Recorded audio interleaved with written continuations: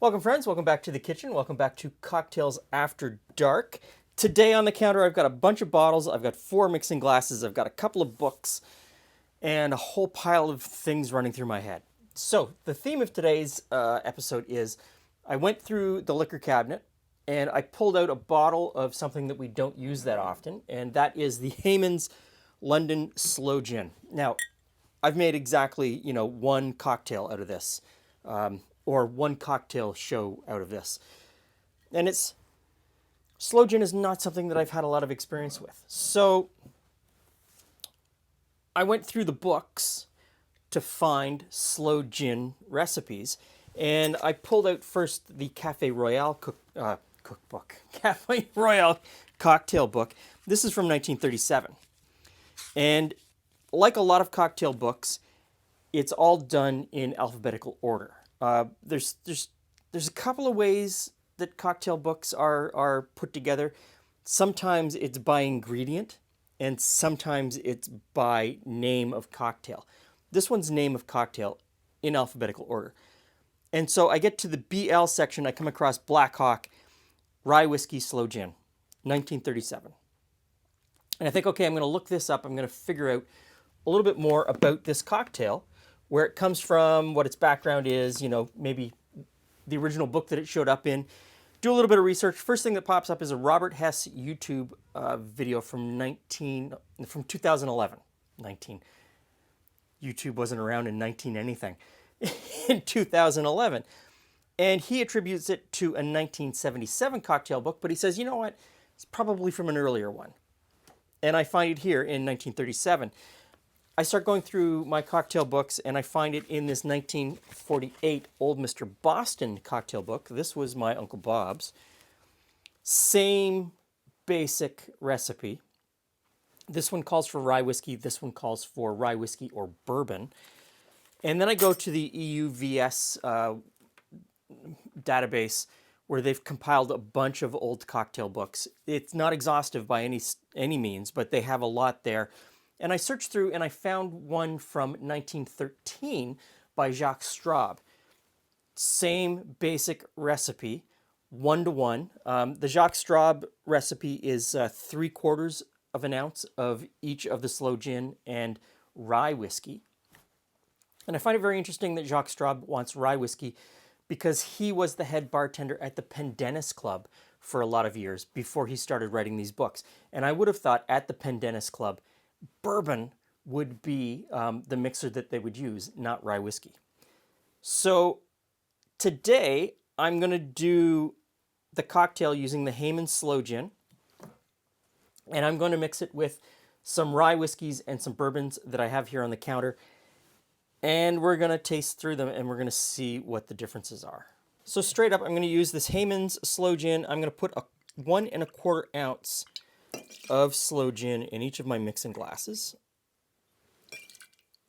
And for everybody who keeps telling me that it's a formula, okay, formula, I say recipe, formula, whatever.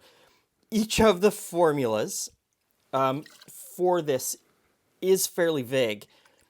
Most of them tend to lead me to believe that you mix it in a mixing glass and then put it into a cocktail glass. I've seen references in a couple of places where it looks like you build it in a rocks glass, which I think would be perfectly fine in this instance because it really is 2 ingredients that you're stirring together to get them cold, and you're adding a cherry on top. So doing it in a rocks glass, if that's what you have, I think that would be fine. Now, let's see, what are we going to do? We're going to do 1 1/4 ounce of the 1792 small batch bourbon, and so I'm going to put that in this first mixing glass. I'm going to put the bottle behind so I don't get confused. I have cleaned out my jigger so it's fresh. I've got some Basil Hayden's bourbon. Let's see, what's that going to bring to the party? This is Dillon's Rye. Dillon's is a distillery not far from us here in Ontario. And I really like this rye in mixed drinks. And as you can see, the bottle is almost empty. I've got enough. So in that goes. I'll rinse out the jigger again. And the last is this wild card from Quebec. Julie and I got this over the summer in Quebec. We haven't tasted it yet. St. Lawrence Rye. So in that goes. I'm going to ice, stir, and pour these one at a time so they don't get over diluted.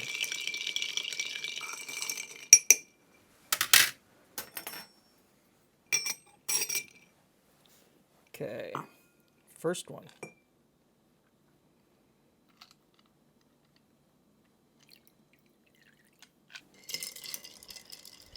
Hey, Glenn. Hey, Jules. Hey, friends. Okay. Wow, that's what's our variation today? I guess Different rye. different ryes or bourbons. Oh, maraschino cherries. Woohoo! Okay, so the keen-eyed amongst you are going to say there's different amounts in each glass.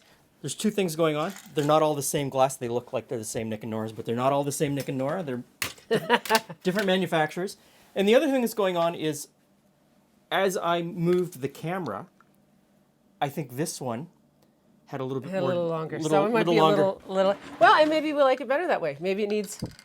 Might be a little more diluted. Okay, are there actually still cherries? I in don't here? know. Do you Oh, need, there are still cherries in here. do we have other cherries? I just We want- do, but these were out, so Okay, I was gonna say we get a cherry in each one. I do like a good maraschino cherry. Now, I did different ryes because we only have one Sloe Gin.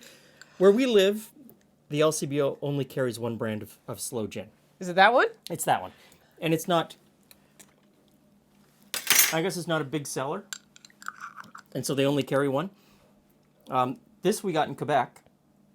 We were in Quebec 2 days ago, and I And we probably could have got more slow gin. could have got yeah. different Sloe Gin in Quebec City. Oh yeah. So most of the recipes call for rye. Dylan's? Some of the recipes call for bourbon. I don't know this one. No. I don't think we've ever used it on the show before. Okay.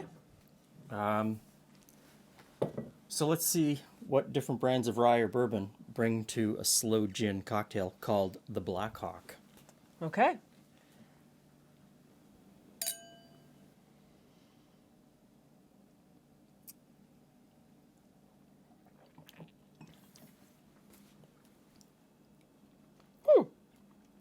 That was pretty good. Okay. So I have no issues. If it's been slightly more diluted, that's perfectly fine.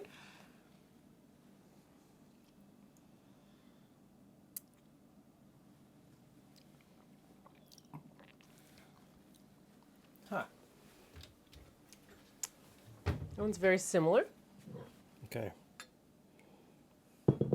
Let's switch spots. Okay. Oh, is that the... So that's a rye whiskey from St. Laurent. Okay, so I'm going to suggest we just taste these first before Yeah, we start before we- tasting yeah, these. yeah. And even then, I will say that when people ask me about drinks, Yep. because, you know, in casual conversation, oh, how's that going? I always make the same observation that older drink recipes are straight up alcohol. Like, there's no mix. And so you have No. to really be aware. Like, they're meant for sipping and they're meant for... So tasting for them is... that's... Well, and that's I'll be sitting down the rest of the day and not doing anything particularly serious. no. And so when you go back, I mean, when I go back to the 1913 version, it was 3/4 of an ounce of each. But when you move forward into the 1948s, it's 1.25 ounces of each. This one's really different. Yeah. Yeah. That one's distinctly different.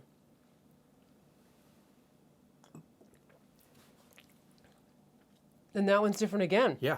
So these two were similar in how they tasted to me, whereas these two are distinctly different from each other And from these. those. So both of these I would categorize as smooth, not very challenging. In that you drink it and you go, yeah, I'm drinking bourbon, and you don't get any really slow gin. You get a little bit of sweetness. These two are spicy, and that one is challenging. There's a flavor don't that mean- I can't. No, it's got a lot more flavors. Well, yeah, I don't lot mean, more flavor profile. I don't mean profile. challenging in a bad way. I mean challenging in that there's so much going on, and there's so many different flavors, and it's spicy. But what is that flavor that I can't identify that's in that? I don't know. So I poured a little bit of it there. I know, but I want to. Okay. So I mean, So generally, I like this cocktail. I like it too. I like it with all of these. all for different reasons. Okay, so let's look more deeply into this one because this one definitely has a different flavor to it. Can I put the lid on it so I can read it? Yeah. Which one is it? This one? This one. This one. Okay. So this is a locally in Quebec produced rye.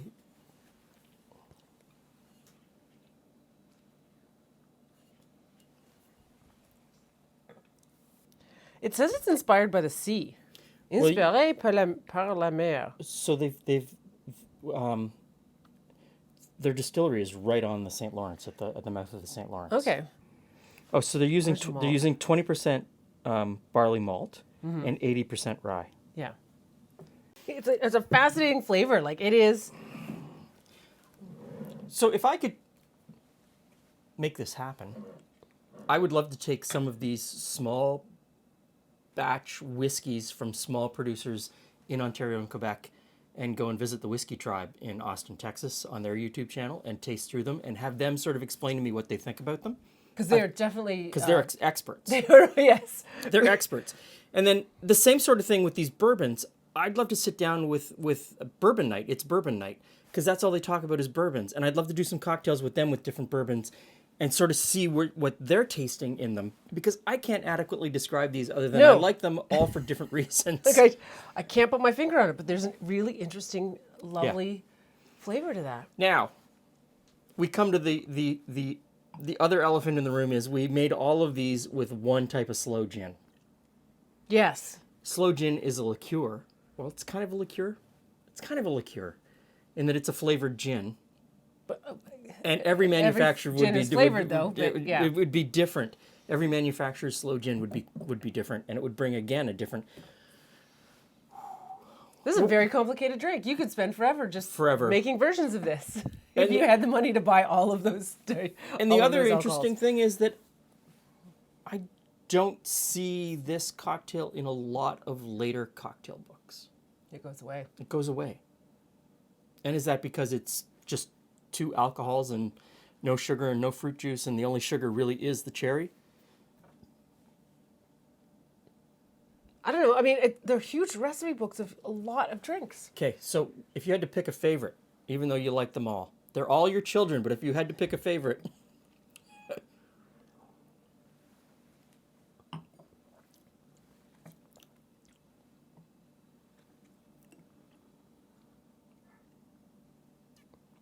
Okay, it changes again the closer we get to the cherry.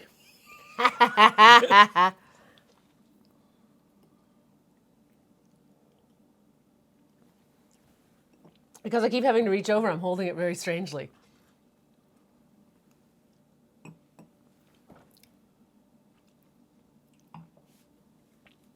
Okay, one last sip, and then we'll come to a verdict.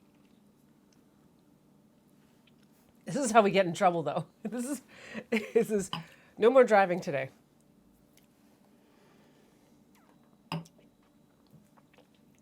This one. That's your favorite? Yeah. Okay. If I had to rank them, I would drink any of them. If you dropped any of them in front of me, I'm happy. I would say I like these two equally for very different reasons, but I would probably agree with you that the one made with Basil Hayden, it would be my favorite. This would be my second favorite. This would be my favorite on a day where I wanted to challenge myself. This one I find bland and boring. It could, but now that being said, in defense of this one, it is the one that had a little bit more water in it. A little bit more dilution. That is true. Okay. Any day you could serve me any of them, and I think it's actually, there's something about this one that's just a little bit sweeter. Yes. That kind of finishes it off a little bit more. Yes. Yes.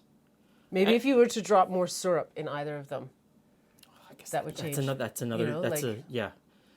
I should weigh the cherry and the syrup and and put it in. Okay, so our conclusion is there's no real conclusion.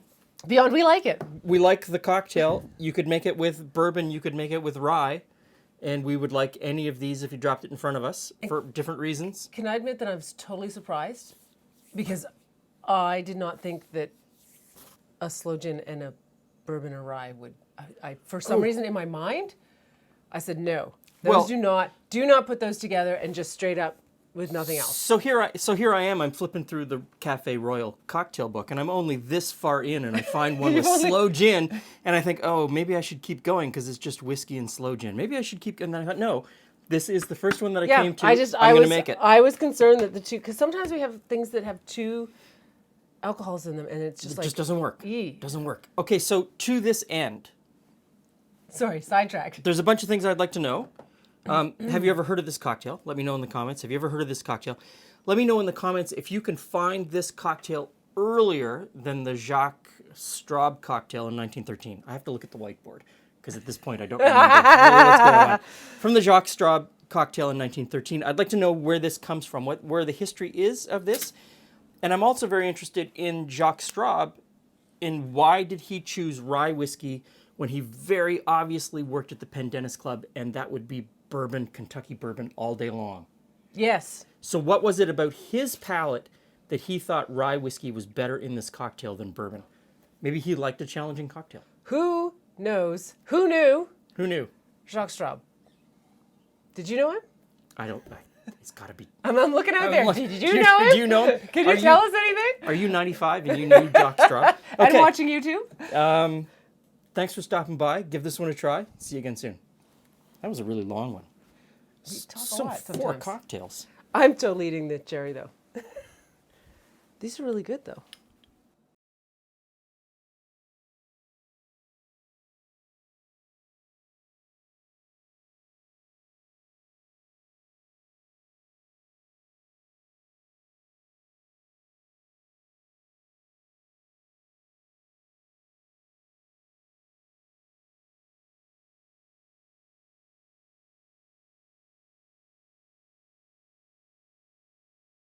Right? And they're doing it in alembic still. What is an alembic still? It's different than other stills. Well, thank you, Glenn. Thank you very much. That was very helpful. Hold on, come back.